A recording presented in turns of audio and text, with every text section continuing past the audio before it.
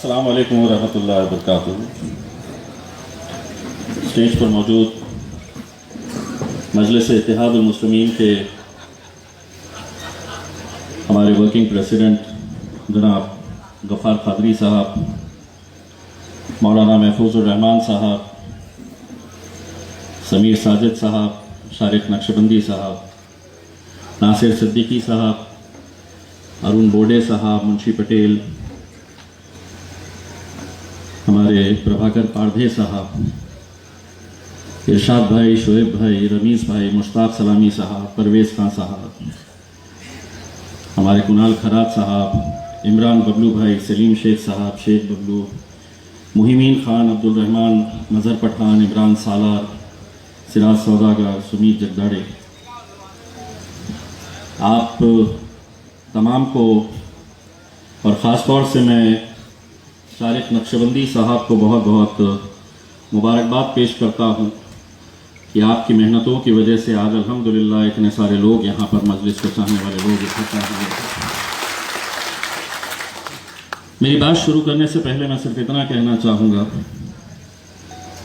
आईना टूट भी जाए तो कोई बात नहीं, दिल ना टूटे कि ये मिलता नहीं बाजारों में।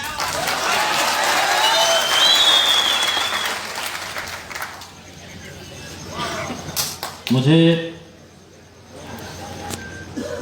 कई दिनों से ये ख्वाहिश थी कि मैं मजलिस इत्तेहादुल मुस्लिमीन के हमारे तमाम चाहने वालों से मुलाकात करूं, उनसे बात करूं। ये जितने भी लोग यहाँ पर मौजूद हैं, बैठे हैं, ये सब मजलिस से मोहब्बत करने वाले लोग हैं।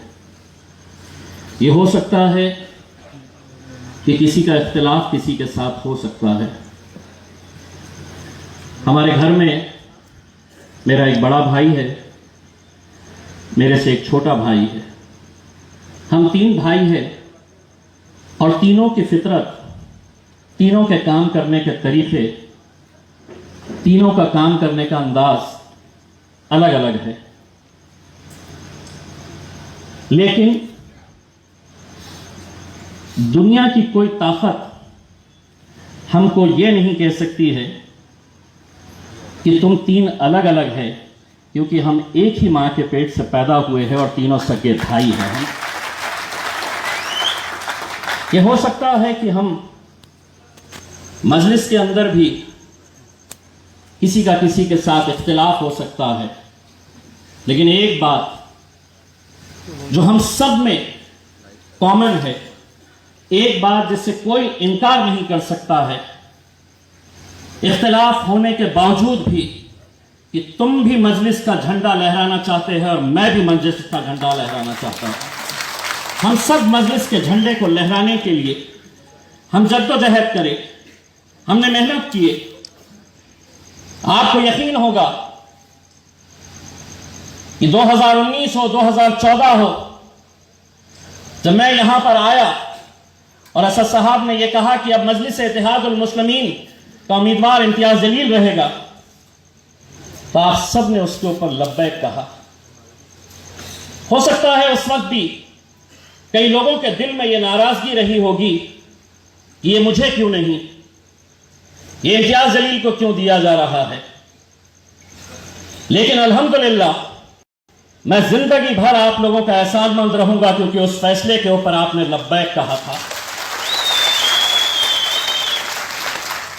2019 का जब वक्त आया तो असद साहब ने मुझसे कहा था,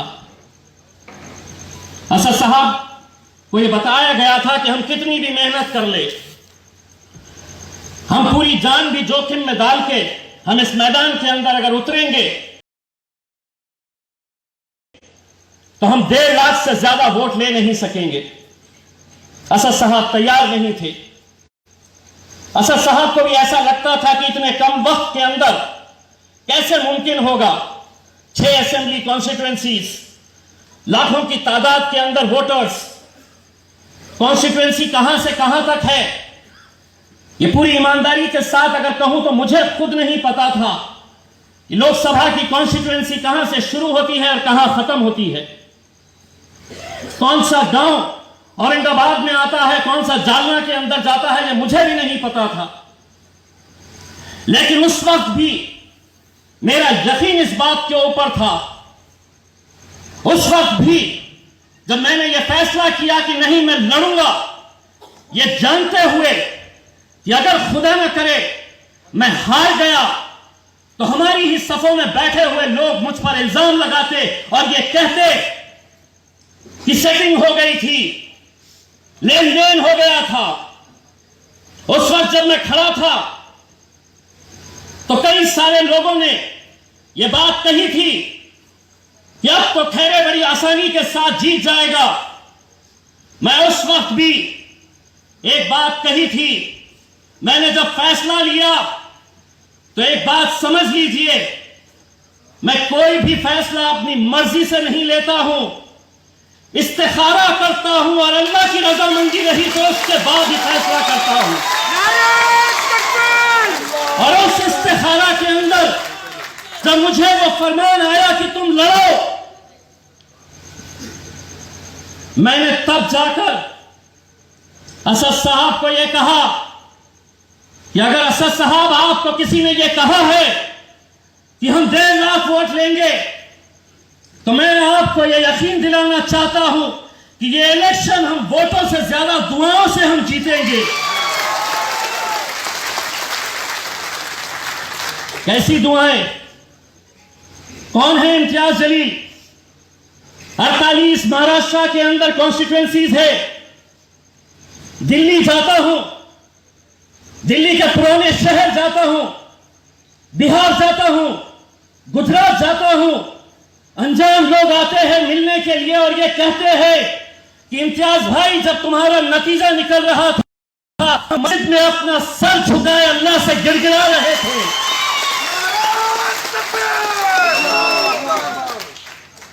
बातें मुझे भी आती है।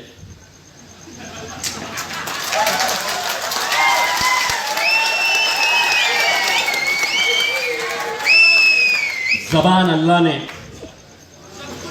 असदुद्दीन अवैसी साहब के बाद अगर किसी को दी है तो अकबर साहब, और अकबर साहब के बाद किसी को दी है तो वह इम्तियाज जलील को दी है। एक एक सवाल का जवाब देंगे, लेकिन मैं मजलिस इत्तेहादुल मुस्लिमीन का महाराष्ट्र की जिम्मेदार हैसियत से यह कहना चाहूंगा कि अगर किसी के साथ इख्तिलाफ है, कोई बड़ी बात नहीं है। अगर दो सगे भाई आपस में इख्तिलाफ कर सकते हैं तो हमारे तो इतने सारे भाई हैं, इख्तिलाफ होना चाहिए और हो सकते हैं। लेकिन मैं कभी मेरे छोटे भाई को यह नहीं कहता है कि तू आ महफिल के अंदर जलील कर किसी को।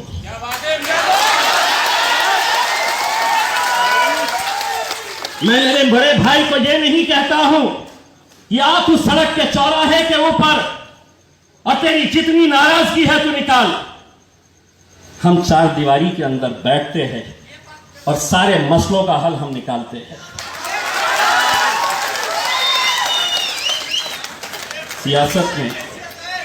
सियासत में जीत हार लगी रहती है, जीत हार लगी रहती है। एक बात मैं यहां पर साफ कहना चाहता हूं, मैं चाहता 2014 के अंदर कोई ऐसी राजनीतिक पार्टी नहीं थी जो इम्तियाज जलील को अपनाना नहीं चाहती थी।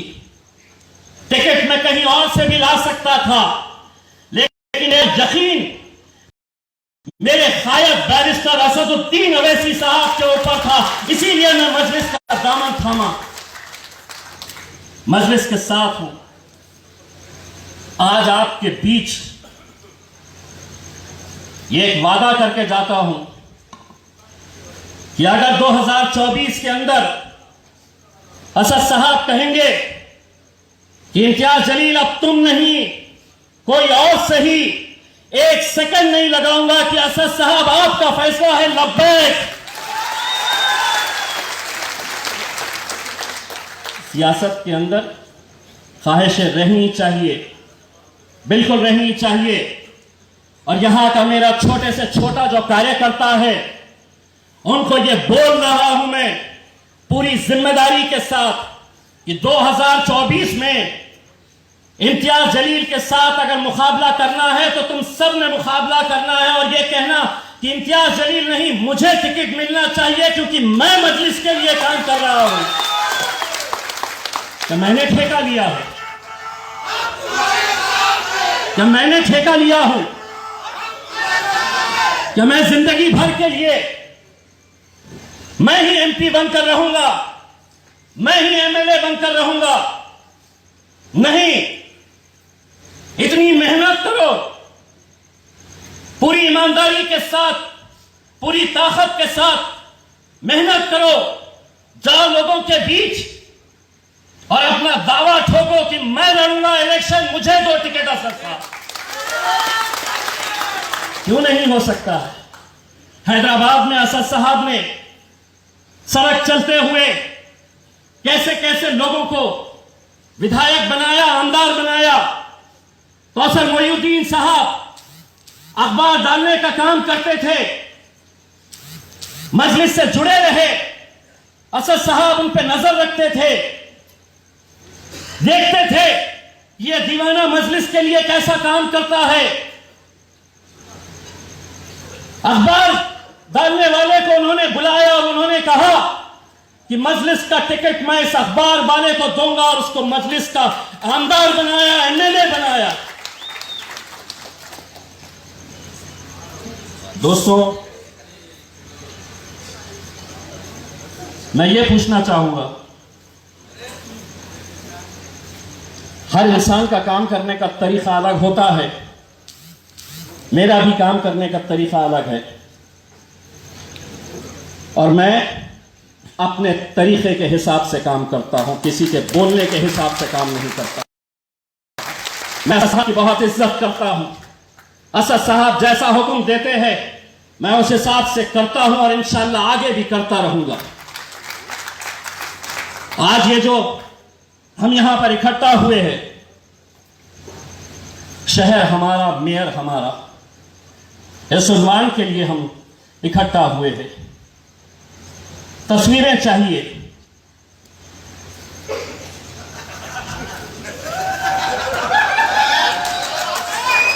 मेरी तस्वीर नहीं, मेरी छोटी तस्वीर, मेरी तस्वीर गायब। किसी और के पोस्टर पे अगर तुम्हारी तस्वीर नहीं है तो तुम पूरे शहर के अंदर अपनी तस्वीर के पोस्टर लगा दो, कोई नहीं रोकेगा। मौलाना साहब, मैं आपको ये कह रहा हूं, आपको ओहदा दिया गया है जनरल सेक्रेटरी का। एक सवाल मैं आपसे करना चाहता हूं, बहुत ही मोदेबाना अंदाज में, बहुत ही आजिज़ी के साथ मैं आपको, ओहदा मिलने के बाद मजलिस के लिए आप कहां कहां घूमने के लिए गए थे?